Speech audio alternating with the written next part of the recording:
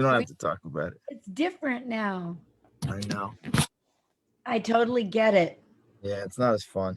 No, it's really weird. It feels like having sex with a condom. Yeah, who wants to do that? Like I would remember that. But I can think about it. Okay, so we are live. Facebook. This is Comic Spot. I'm your host, whatever. Today we have somebody here that I've admired from afar, and I get to meet him and be with him virtually. Matty Goldberg, originally from New York, now in LA. He says this is his intro he sent me. He started in New York and now lives in LA. He's been doing stand up on both coasts for a long time.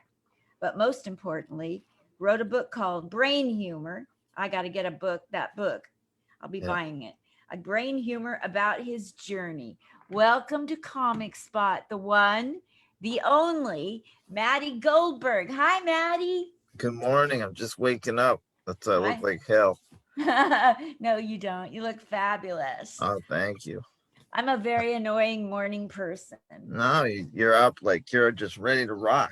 What time did you wake up this morning? Well, I have somebody that's having a very dangerous surgery today, so I hardly got sleep. I'm very sorry. Prayers to them. Yes, thank you. You know how it is when you have friends that are going through things. Oh, yeah. Yeah. I sure do. Matty, where in the world did you grow up in New York, and who knew you were funny when you were a kid? Okay, so I grew up in Woodstock, New York, which is 2 hours north of New York City. I guess when I was like maybe 12, 13, 14, I became a class clown. And I really regret being such a jerk in class. And, I entertained people.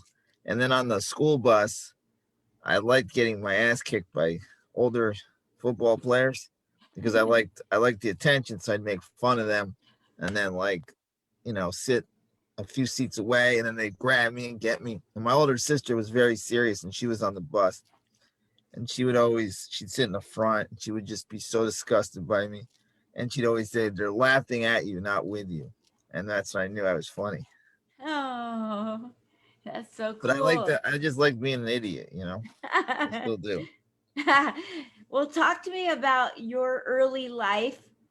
Like, what else happened before you went into comedy, and what got you into comedy? Okay, so probably in my teens, I was really into punk rock.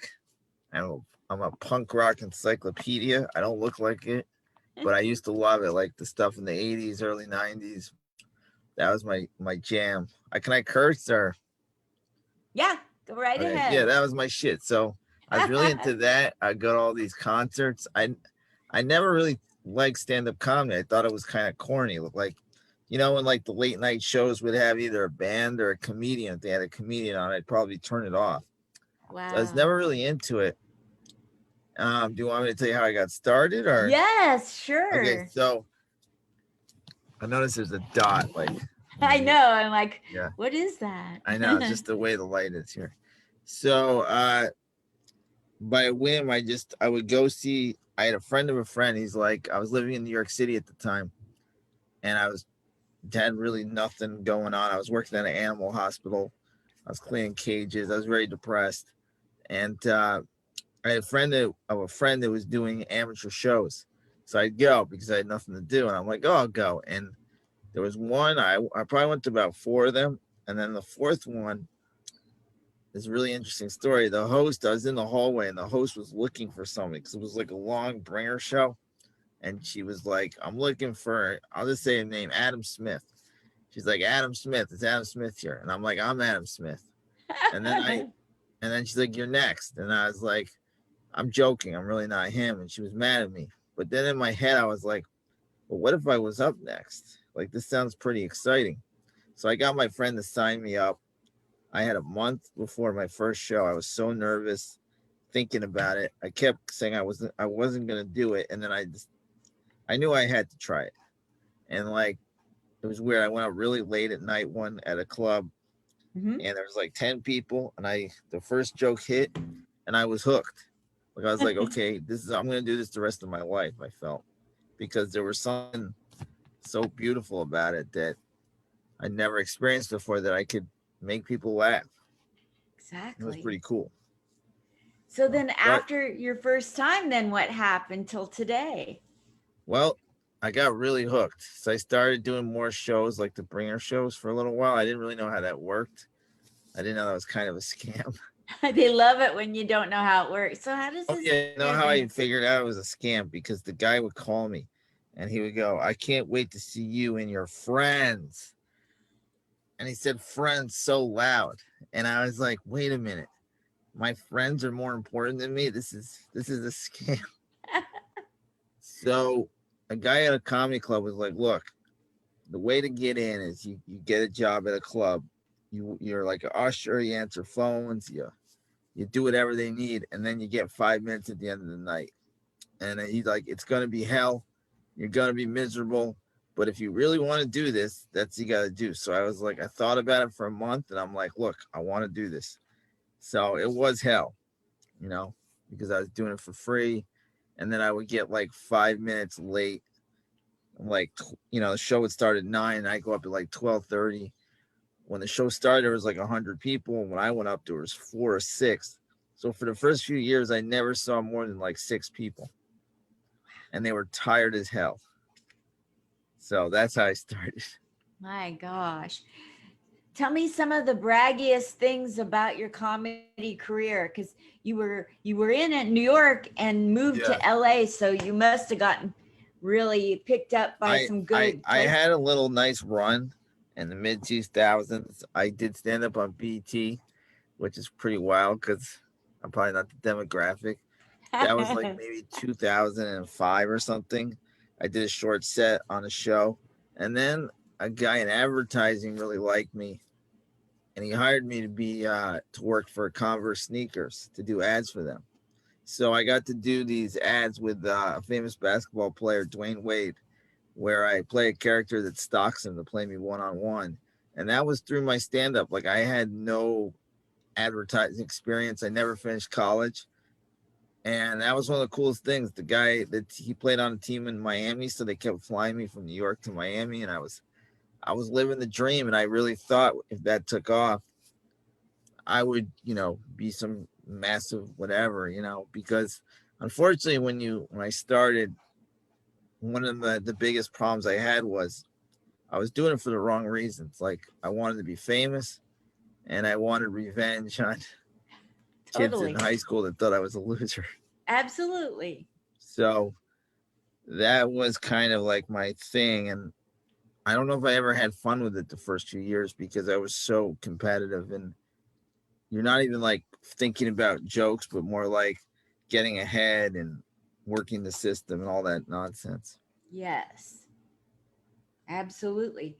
Yeah. So you got to do that. And who are some comedians that have helped your career or that you've shared the stage with that you've been so proud to be associated with them? Well, my ex roommate in New York City was this guy named Danny Lubell, who he's a whack job. He's a funny guy, and we together in New York we wreaked havoc.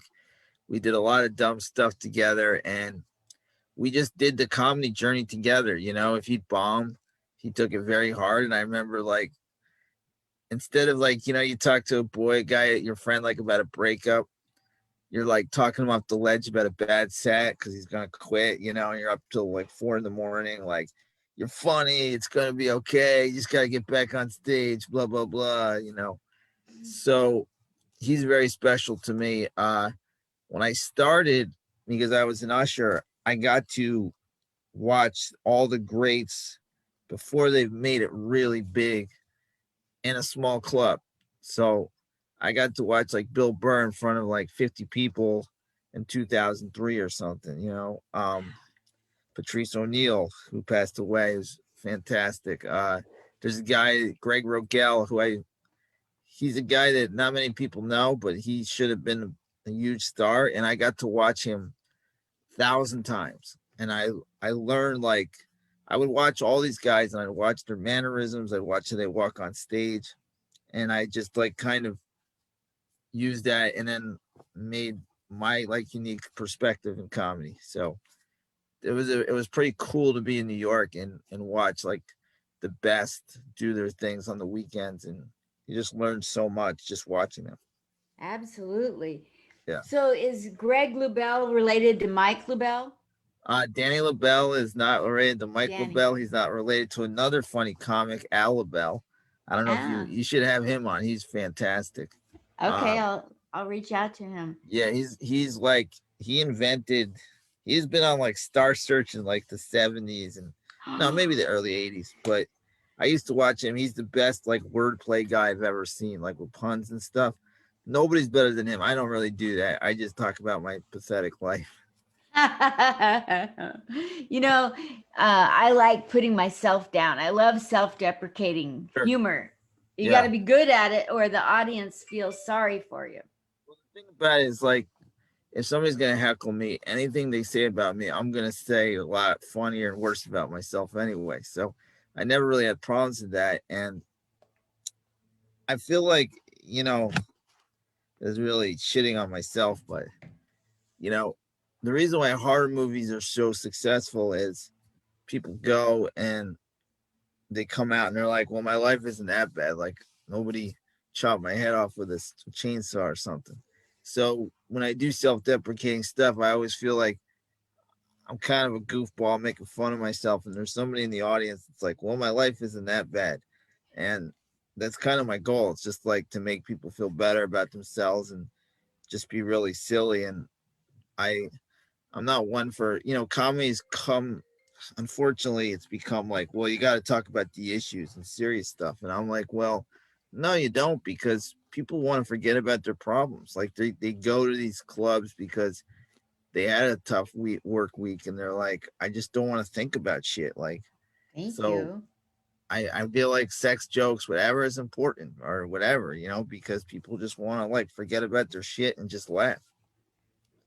Yeah, like some people make you think with their comedy. Others, they could get up there and talk about the phone book, and I'd be rolling on the floor laughing. Of course. I mean, And Jim Gaffigan is. I used to have to follow him all the time, which was never fun. And he'll talk about breadsticks for 10 minutes, and it's hysterical. And it's there is something about like escapism. I watched The yes, Bachelorette. I think it's trash, but I love it because I enjoy escapism, and I think that's important. yes. Like some people get up on stage and they are too real. They talk about, we don't want to really be real right now. We need to numb.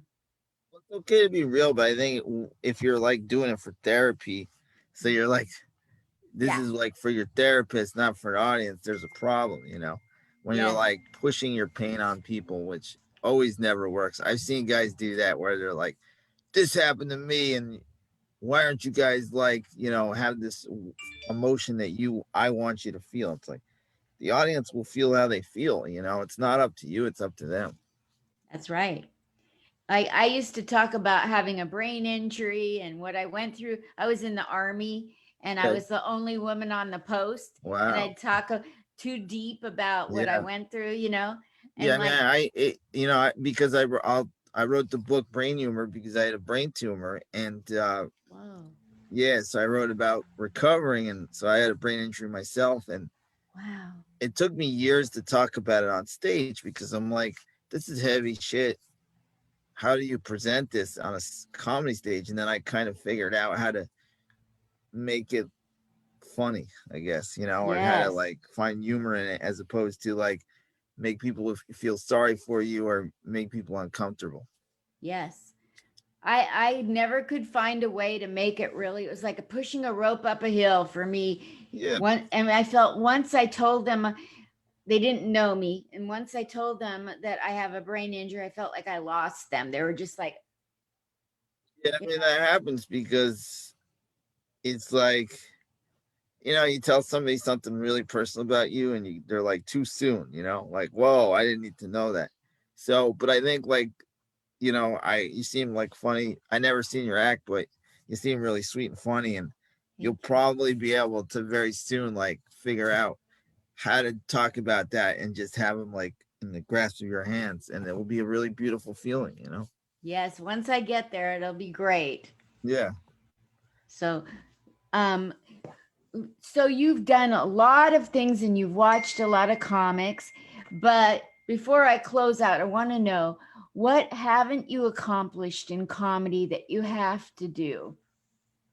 I always wanted to do a 5 minute set on television. Like I always Oh, would practice.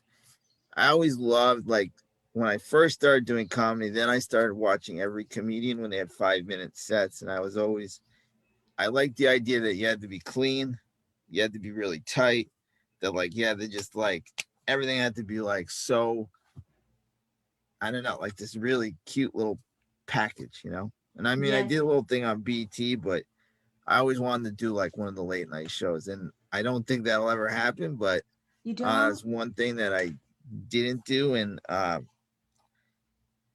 have no regrets. I had it got me a lot of confidence. Like I was a very lost person before stand up, and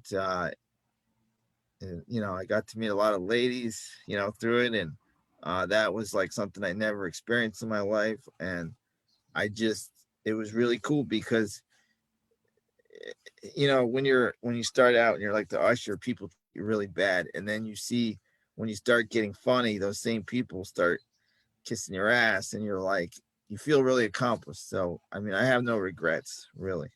Oh, that's wonderful. So, what can we do to help support your comedy career? Buy your book. Yeah, well, Brain Humor is on Amazon, and it's a Okay. great journey about stand up, and it's also about a friend of mine who passed away from drunk driver. He was a very funny comic in LA named Angelo Bowers, and we were very close. And I talk about his story and his journey because he really inspired me to do it more for the love of the game as opposed to like being so angry if you didn't get some festival or something like that. So that's just about it. You know, I really don't know what's going to happen after the pandemic, whether how much stand up I will do. I've done it for so long. I'm like emotionally kind of wiped from it, but that's about it. And I just want to wish everybody happy holidays and love each other. And, you That's know, so just thank cool. you, Linda. That's really cool. Maddie, thank you for gracing my little stage with your Of course. presence. I love You're your background with it's you and Sinbad. yes. Yeah, he's Let's not doing so well, right? no, we haven't had any updates that no public updates on since the 16th. So that's I've not a never good. met him, but I've heard so many kind stories about what a kind soul he is. So I'm wishing him the best and very funny guy and you know, a legend in what we do. Yes. Yes, he is. You know, Yeah. when I interviewed him, it was so clear to me, Maddie, that he is he forms his sentences in conversation the same way he delivers on Oh stage. yeah. I mean the best comedians are like yes, they like exaggerate a little on stage, but they're an extension of their personality. And yeah, he is definitely like, you know, I can see that when he talks. That's gotta be Huge, really sweet. huge heart.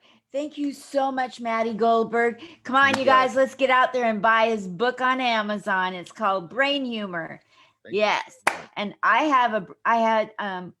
was hit by a drunk driver. That's how I got my brain injury. So I want to read that book and I'll Were go you buy it today. were you driving or were you in the passenger?